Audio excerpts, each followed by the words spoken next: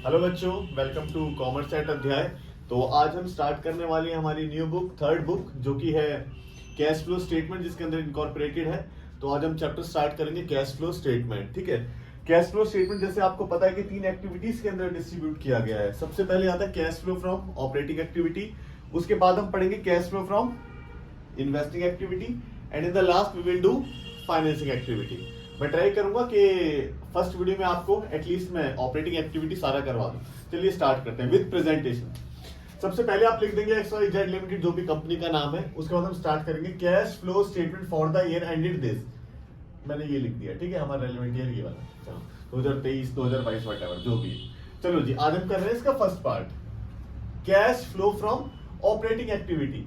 बढ़ने से पहले हम सोच लेते कि ऑपरेटिंग एक्टिविटी क्या होता है। बेटा सपोज करो मेरा कोचिंग का बिजनेस है, तो मुझे जो भी फीस मिलती होगी वो मेरे ऑपरेशन का पार्ट है। अब सपोज करो मैंने किसी कंपनी में शेयर खरीद रखे हैं, तो वहां से जो मुझे डिविडेंड मिल रहा है that is not my operating activity. ठीक है, उसको मैं यहां से निकाल दूंगा, वो मेरी इन्वेस्टिंग का पार्ट है।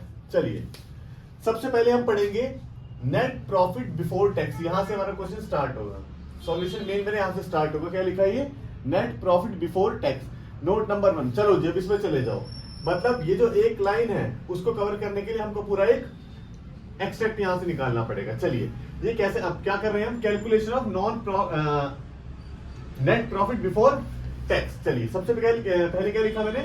Net profit of the current year. इसको समझने के लिए हम एक एग्जांपल देखेंगे। यहाँ पे सपोज करो 2 साल की प्रॉफिट आपको गिवन है, ये लिखा है 5 लाख और ये लिखा है 7 लाख। पिछले साल का प्रॉफिट कितना था? 5 लाख। जो इस साल मेरा कितना हो गया? 7 लाख। तो इस साल मैंने कितना कमाया? 2 लाख। आपने पता है कौन सा फॉर्मूला लगाया? आप लगाया क्लोजिंग माइनस ओपनिंग। क्लोजिंग मेरा 7 है, ओपनिंग मेरा 5 है, दैट कम्स टू मैंने इस साल कितना कमाया? 2 लाख। तो यहाँ पे मैं अपना 2 लाख लिख दूंगा। चलिए एक एग्जांपल और करते हैं। सपोज करें यहाँ पे लिखा है 5 लाख और बच्चों यहाँ पे लिखा है, यहाँ पे माइनस का 5 लाख है और यहाँ पे 10 लाख है। वही करेंगे क्लोजिंग माइनस ओपनिंग। क्लोजिंग कितना है मेरा? 10 माइनस माइनस का 5, माइनस माइनस प्लस, तो कितना हो जाएगा मेरा? 15 हो जाएगा। तो माइनस क्या आती है हमको ना, यहाँ पे डरना नहीं है यार, तो माइनस आ गया तो सर ने ऐसा करवाया नहीं है। ठीक है, मैं आपको एक एक पॉइंट थोड़ा डिटेल में बताऊंगा, कोशिश करूंगा। Net profit of the current year, first case में कितना आंसर है? 2 लाख। सेकंड केस में कितना है? 15 लाख। चलो जी, मैंने आपको नेट प्रॉफिट निकालना सिखा दिया। चलो जी आगे बढ़ते हैं। फिर लिखा है ट्रांसफर टू रिजर्व। इसमें क्या होगा? सपोज करो मैं आपको एज गुड एज क्वेश्चन की तरह ही फ्रेम कर रहा हूं। क्वेश्चन में आपके आते हैं जनरल रिजर्व। ये है 7 लाख का, अब ये हो गया सपोज करो 8 लाख का। तो ये जो जनरल रिजर्व होता है बच्चों, ये हमारे प्रॉफिट में से ही बनाया जाता है। पिछले साल कितने का था? ये 7 लाख का। इस साल कितने का है? 8 लाख का। तो इस साल मैंने और कितना ट्रांसफर कर दिया? वहां पे 1 लाख ट्रांसफर कर दिया। सेम वही क्लोजिंग माइनस ओपनिंग करके, इसको मैंने क्लोजिंग माना और इसको ओपनिंग। डन, हमारा ये हो गया, ये हो गया। अब हम बात करेंगे propose dividend of the previous year और उसके बाद interim dividend paid during current year. ये दोनों में एक साथ लेके चलूंगा point.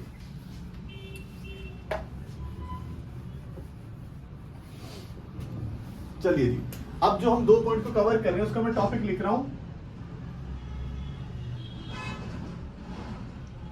Proposed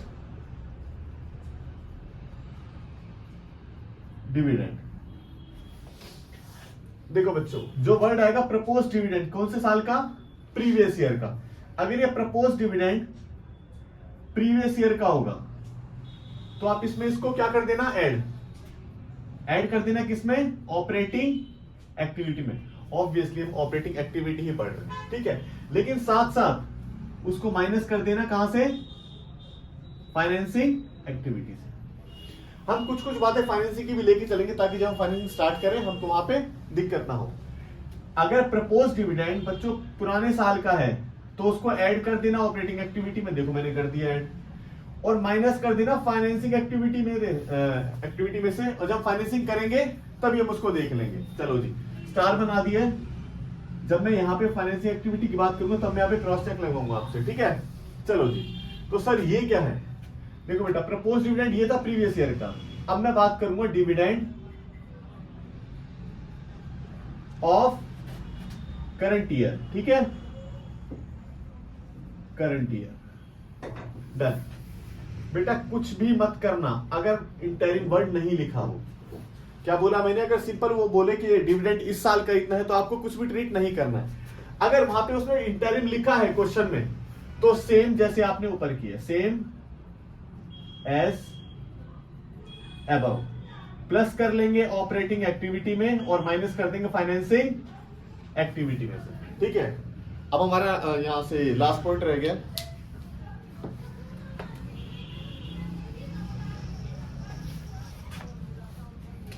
provision for tax.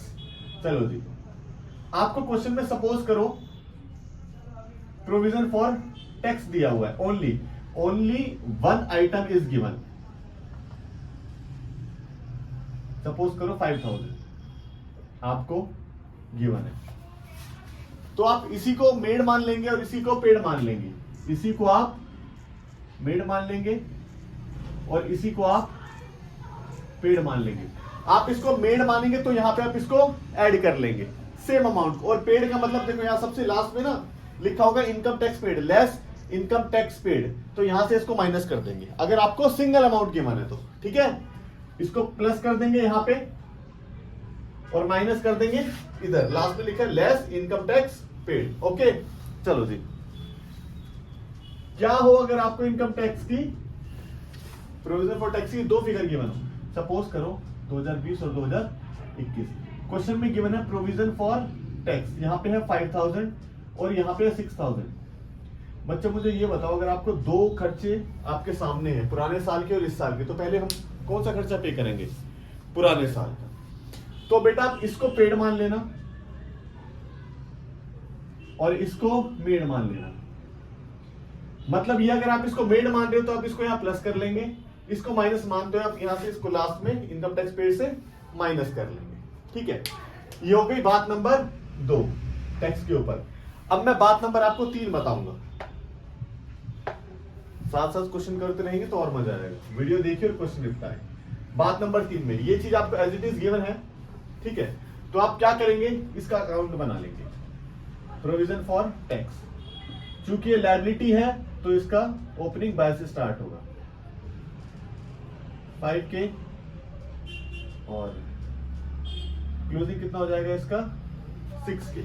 Suppose करो क्वेश्चन में आपको ये भी गिवन है और क्वेश्चन में आपको ये भी गिवन है कि उसने टैक्स पे कर दिया है 10,000,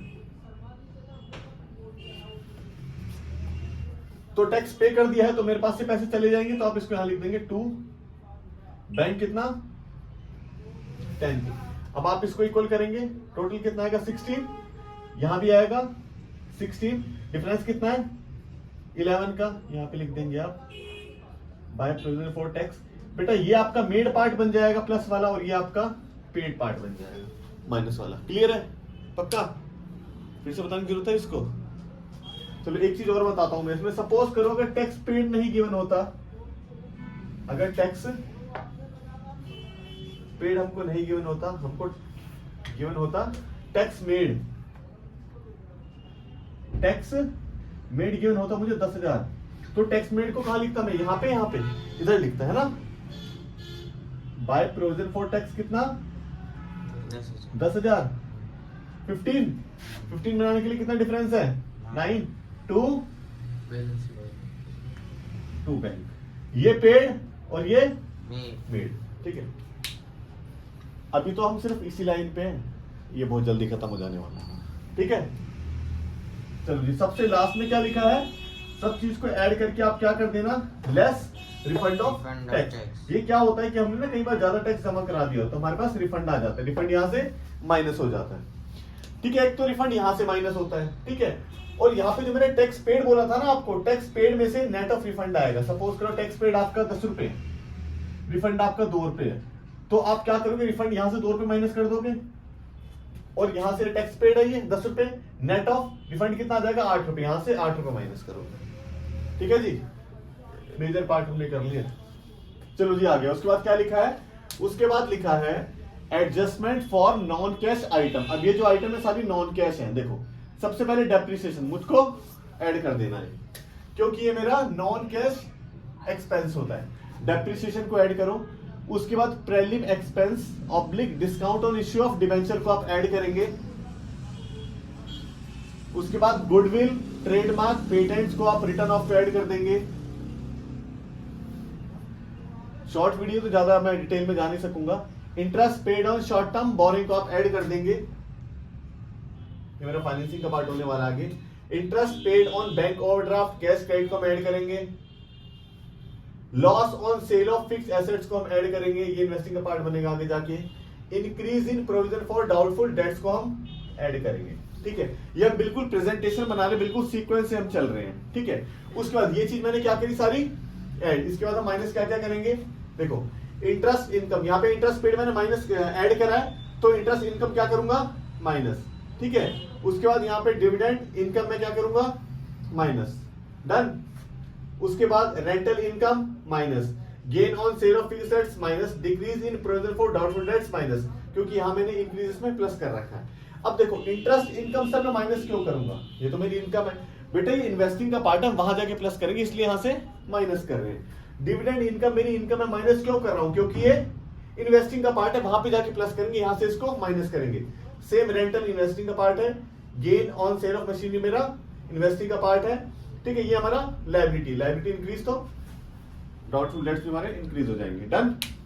चलिए जी, उसके बाद सबसे पहले हमने क्या करा, नेट प्रॉफिट बिफोर टैक्स कैसे निकलता है वो निकाल दिया, ये अमाउंट मैंने यहाँ पे लिख दिया। उसके बाद depreciation add, prelim add, goodwill add, interest paid, यहाँ पे पेड लिखा है सारा, पेड पेड, और यहाँ पे इनकम है, यहाँ पे इनकम लिखी है।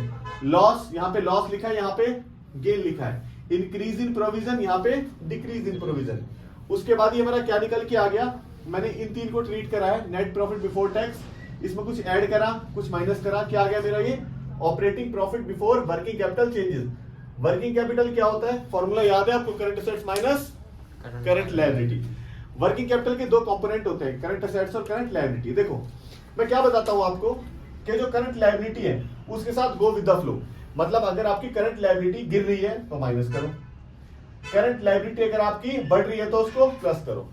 देखो मैं क्या कह रहा हूं, मैं कह रहा हूं करंट लायबिलिटी सपोज करो 8000 है, कि 10,000 हो गई 2020 2021, आपको लग रहा है कि बढ़ रही है 2000 से, तो आप 2000 पे ऐड कर दो। ठीक है, सेकंड केस में अगर ये 8000 से 6000 हो रही है, अगर आपको लग रहा है करंट लायबिलिटी गिर रही है तो आप इसको माइनस करो, यही मैंने लिखा है। करंट लायबिलिटी बढ़ रही है तो ऐड, करंट लायबिलिटी गिर रही है तो माइनस। सेम अब मैं बात करूंगा करंट एसेट के लिए, लेकिन अब मैं I will not go with the flow. Current assets, current assets अगर सपोज करो 8000 की है और ये 18000 की हो गई, तो आपको दिख रहा है ये बढ़ रही है, तो क्या करें इसको माइनस। अब ये 8000 है, ये 8000 से 2000 हो गई, तो ये क्या हो रहा है 6000 से गिर गई, तो क्या करूं इसको 6000 से बढ़ा दो। मींस करंट लायबिलिटी के केस में गो विद द फ्लो, जैसे करंट लायबिलिटी हो रही है वैसे ही हो जाओ, और करंट एसेट के केस में गो अगेंस्ट द फ्लो। ठीक है, फिर आप सबको प्लस माइनस करोगे तो आपका आ जाएगा कैश जनरेटेड फ्रॉम ऑपरेशंस। ठीक है, आपने इन तीनों को ऐड माइनस करा, ये आ गया। आखिरी में आप इनकम टैक्स माइनस कर देंगे, नेट ऑफ रिफंड, आपका मेन आंसर आ जाएगा, जो कि हमारा क्वेश्चन था आज का, cash flow from operating activity. ठीक है जी, आपको कुछ डाउट वाउट है तो बता दो, इसमें क्लियर है। करंट एसेट्स आपको पता है क्या क्या होती है, करंट एसेट्स आपकी होती है, हाँ जी बताओ, debtor, cash bank, trade receivable, bills receivable, prepaid expenses, accrued income, advance tax, prepaid expenses हो गया ना। करंट लायबिलिटी में क्या होता है, short term borrowing, bank overdraft, short term provision, provision for tax, income received in advance, outstanding expenses, ठीक है, calls in advance, ठीक है, और current maturity of long term debt. I hope ये सारा क्लियर हो गया। सेम जैसे हम हर बार बोलते हैं, follow us at commerce at Adhyay. अब डेली वीडियो आएगी 2-3 commerce at Adhyay. Till then keep studying. Okay, thank you.